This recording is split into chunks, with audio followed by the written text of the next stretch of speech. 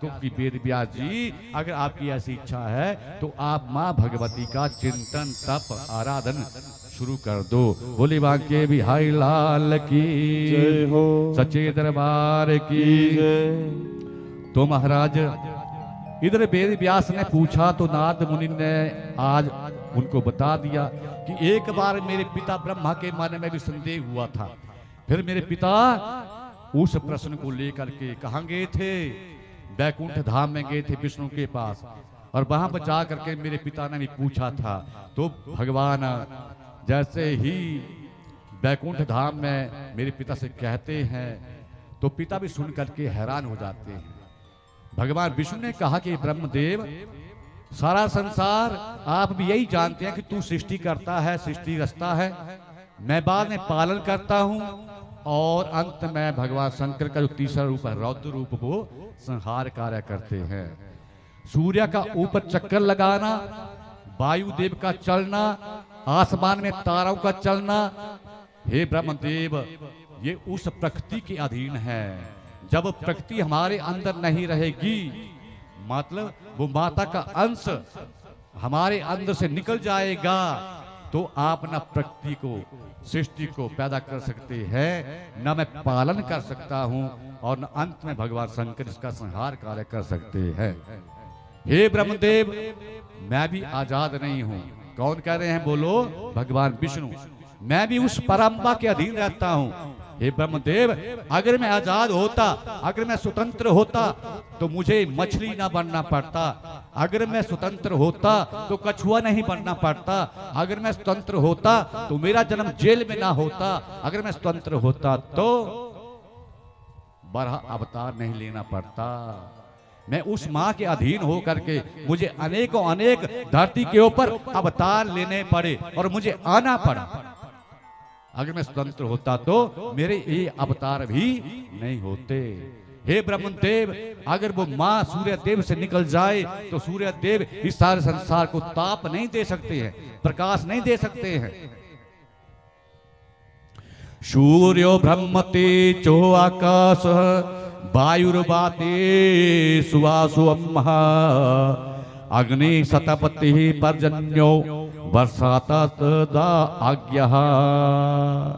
हे ब्रह्मदेव, अग्नि देव में पर्जन्य होता है। अग्नि, अग्नि देव के बीच में जो शक्ति है, अगर वो शक्ति निकल जाए तो अग्नि अपना काम करना ही बंद कर दे। चंद्रमा जो शीतलता है, अगर वो माँ का अंश निकल जाए तो चंद्रमा भी अपने गुण से परे हो जाए। ये जितना भी कार्य होता है, हे ब्रह्मदेव, ये उस माया की अधीन होता है। हमें जैसे वो नचाएगी वैसे नाचना पड़ता है। बोली जगदम्बा भवानी की, सच्चे दरबार की। एक बार हे ब्रह्मदेव, आपके सामने ही मेरे कान की मैल से मधु और कैटब पैदा हो गए थे। सज्जनों, ये मधु और कैटब और कोई नहीं है। ये मधु और कैटब हमारे जीवन में भी है। दो प्रकार के भोजन होते हैं। कितने प्रकार के भोजन होते हैं? बोलो। एक भोजन होता है मुख के द्वारा। बोलो, मुख के द्वारा। बोलो सभी, मुख के। और दूसरा भोजन होता है कान के द्वारा। समझ गए आप? एक भोजन होता है मुख के द्वारा और दूसरा भोजन, बोलो, कान के द्वारा। कैसे करते हैं भोजन? बोला है मुख के द्वारा किया गया भोजन तो महाराज 2-4 घंटे में हजम हो जाएगा।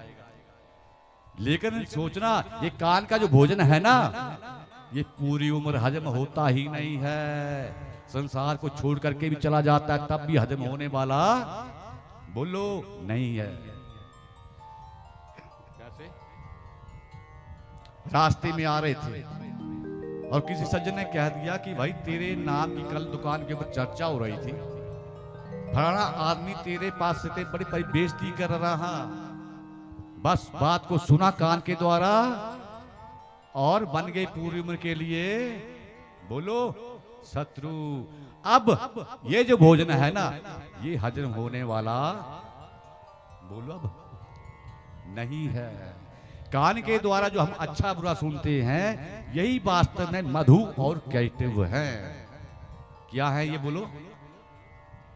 मधु और कैटब की कथा आप सुनने जा रहे हैं। तो मैं बारीकी से समझा रहा हूं आपको कि वास्तव में यही मधु और बोलो कैटब है। तो विष्णु भगवान ब्रह्मा से कह रहे हैं कि हे ब्रह्मदेव, आपके सामने ही मधु और कैटब नाम के दो दैत्य मेरे कान से पैदा हो गए थे। फिर मैंने 5000 वर्ष तक उन दोनों से युद्ध किया था, तब भी मैं मारने में सफल नहीं हो सका था। अंत में मुझे उस माँ को याद करना पड़ा। अंत में उस माँ ने मुझे रास्ता बताया, तब जा करके मैंने उन दोनों का वध किया था। हे ब्रह्मदेव, ये भी आपके सामने हुआ था। इसलिए आप उस माँ का चिंतन करो, आराधन करो। दूसरी बात, एक बार मुझे आपने सृष्टि करता है हे ब्रह्मदेव, हयग्रीव का रूप दे दिया।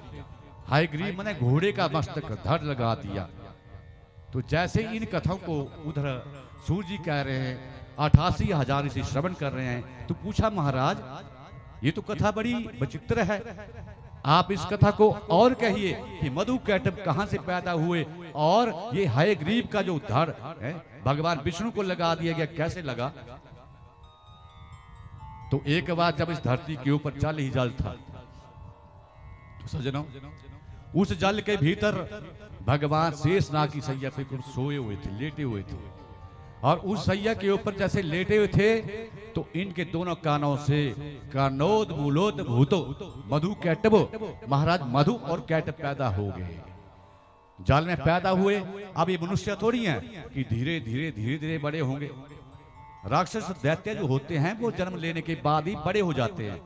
अब महाराज जन्म हुआ, जैसे जन्म हुआ तो उस समुद्र के बीच में जल के भीतर महाराज जल जीवों को तंग करना शुरू कर दिया, उनको पीड़ा देना शुरू कर दिया। अब एक दिन बात मन में आ गई, मधु कैटब से कहने लगा कि भैया इस जन्म में हमें जन्म देने वाला हमारा पिता और माता कौन है। तो मधु ने कहा कि देखिए इस संसार में जन्म देने वाली वो परा अम्बा है, भवानी है, जगदम्बा है, वो ही सबको जन्म देती है। इतना ही बोला और उधर से महाराज एक बाघ बीज मंत्र का महाराज उन्हें कान में शब्द सुनाई दिया। माइक से मैं किसी भी मंत्र को 9 दिन के बीच में नहीं बोलूंगा, क्योंकि दोष होता है। कोई सुनने वाला होता है, कोई पात्र होता है, कोई अपात्र होता है, शुद्ध मंत्र है। लेकिन एक बाघ बीज मंत्र जो है वो महाराज आकाश मार्ग से उन्हें सुनाई दिया। हजारों वर्ष महाराज तप किया। अब तप करने के बाद महाराज वरदान मां से ले लिया। कहने लगे कि देखिए हे मां, अगर आपने हमें वरदान देना है तो हमें अजर अमर होने का वरदान आप दे दो। बोली बांके बिहारी लाल की, राधा रानी सरकार की। मां ने कहा कि जो आएगा वो जाएगा, आज तक ऐसा नहीं हुआ है, आप दूसरा वरदान मांग लो। तो मधु कैटब ने वरदान मांग लिया। देखा कि जब हम चाहेंगे, मन हमारा चाहेगा, तो हम तो चाहेंगे नहीं। तो माँ से मांग लिया कि माँ अगर देना चाहती हैं तो जब हमारा मन करे, हमारी इच्छा हो, तब जाकर के हमारी मृत्यु हो। ये वरदान ले लिया। माँ ने कहा तथास्तु। अब सज्जनों वरदान को लेकर के मैंने कल भी कहा था, जब पूजा पाठ करते करते करते करते हमारी भक्ति सफल हो जाती है तो अभिमान से बच करके रहना। अभिमान आ गया तो सारा जीरो हो जाएगा है। तो मधु कैटब को आ गया अभिमान की, अब तो हम अपनी इच्छा से मरेंगे। और जल में घूम रहे थे, जीव जंतुओं को कष्ट दे रहे थे, और ढूंढते ढूंढते ब्रह्मा जी दिखाई दिए। ब्रह्मा को चैलेंज कर दिया, हे ब्रह्मदेव छोड़िए इस कमल के फूल के आसन को, तुझे इसके ऊपर बैठने का अधिकार नहीं है, और हमारे साथ युद्ध करो।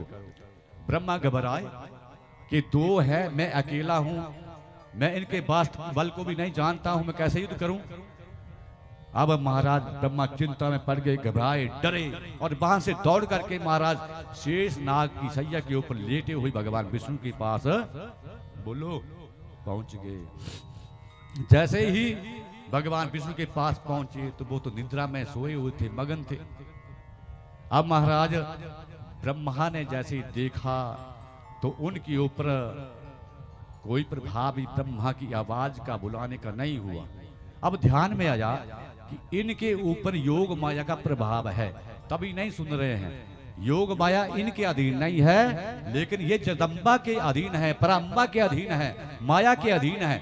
तो अब ब्रह्मा ने महाराज उस जल के भीतर माँ को याद किया, माँ की स्तुति की। उसके बाद जाकर के भगवान विष्णु के ऊपर निद्रा का प्रभाव दूर हुआ।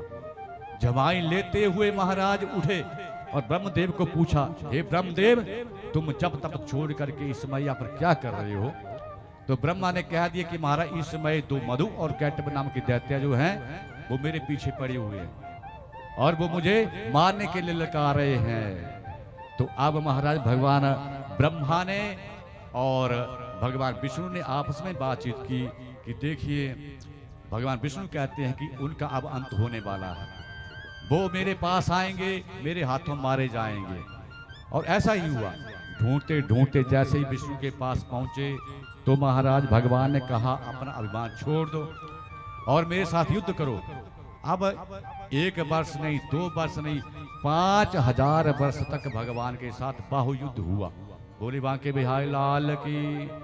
5000 वर्षों के बाद भगवान थक गए। तब मन में विचार आया कि इनकी मृत्यु क्यों नहीं होती है। जब सोचा, देखा, अंत ध्यान लगाया तो पाया यो हो, मेरे 5000 वर्ष बेकार हो गए हैं, क्योंकि इन्हें तो माँ का वरदान है कि जब इनका मन चाहेगा तब मारेंगे, मारे जाएंगे, तो अपन इच्छा से अभी तो मरेंगे नहीं। तो भगवान विष्णु जो है वो महाराज माँ को पुकारने लगे। किस तरह? उधर ब्रह्मा जी भी